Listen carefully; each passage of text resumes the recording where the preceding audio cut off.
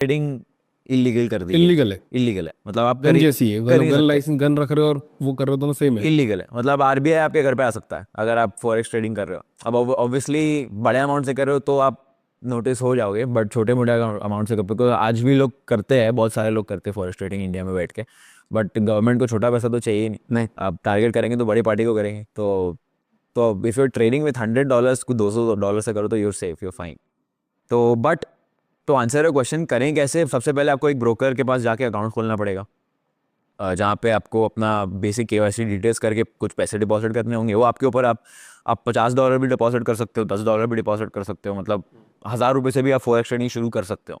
सबसे बड़ा advantage forex trading में ये है कि आपको जो लेवरेज होता है, लेवरेज क्या होता है? लेवरेज इज बेसिकली आप कितना डिपॉजिट करके उसके अगेंस्ट कितनी बड़ी पोजीशन बिल्ड कर सकते हो। लेकिन मैं आपको एग्जांपल देता हूँ, अगर मान लो मुझे मेरा ब्रोकर 100 टाइम्स का लेवरेज दे रहा है, तो अगर मैंने $10 डिपॉजिट किया है ना, तो मैं 10 टाइम्स इंटू 100 मतलब $1000 की पोजीशन में बिल्ड कर सकता हूँ मेरे ट्रेडिंग अकाउंट में। अब इंडिया में वो मेन जो लेवरेज है उसको ही हटा दिया गया था। एंड सबसे इंटरेस्टिंग बात यह है कि Indian stock market is the only market in the world जहाँ पे लेवरेज को बैन किया गया है, और कोई फाइनेंशियल मार्केट एग्जिस्ट नहीं करता है। Because leverage is the essence of the market. Leverage से ही तो मार्केट चलती है। लेवरेज की वजह से मार्केट के अंदर लिक्विडिटी आता है, वो फ्यूल होता है मार्केट का, और इंडिया में वो इसको ही हटा दिया गया है।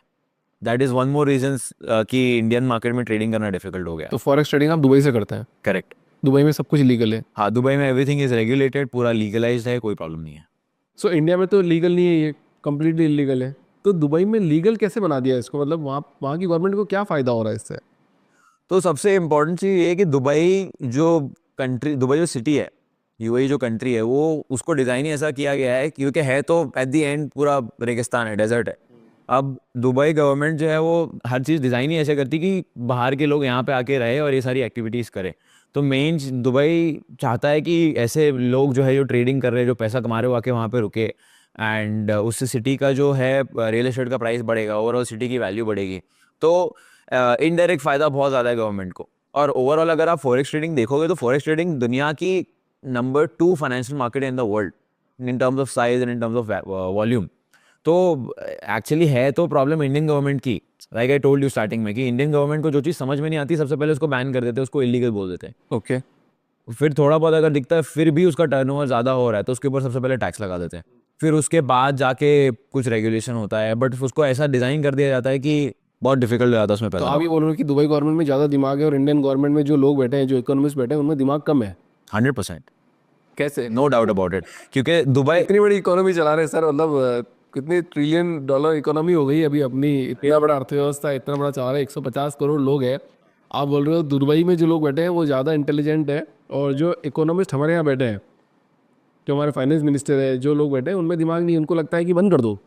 आई वुड से दिमाग की बात नहीं है, ग्रीड की बात है। हाँ। आई थिंक इंडियन गवर्नमेंट बहुत ज़्यादा ग्रीडी है, क्योंकि अगर आप देखोगे यूएस में, यूके में, यूएई में जितने भी टॉप लोग हैं, पूरी दुनिया तो इंडियंस ही चला रहे। माइक्रोसॉफ्ट का सीईओ, गूगल का सीईओ, सब तो इंडियंस है। एंड सवाल ये उठता है कि वो लोग बाहर जाके क्यों काम कर रहे हैं? बिकॉज इंडियन गवर्नमेंट उनको अप्रिशिएट करना ही नहीं सीखी है। इंडियन गवर्नमेंट टैलेंट को अप्रिशिएट ही नहीं करती है।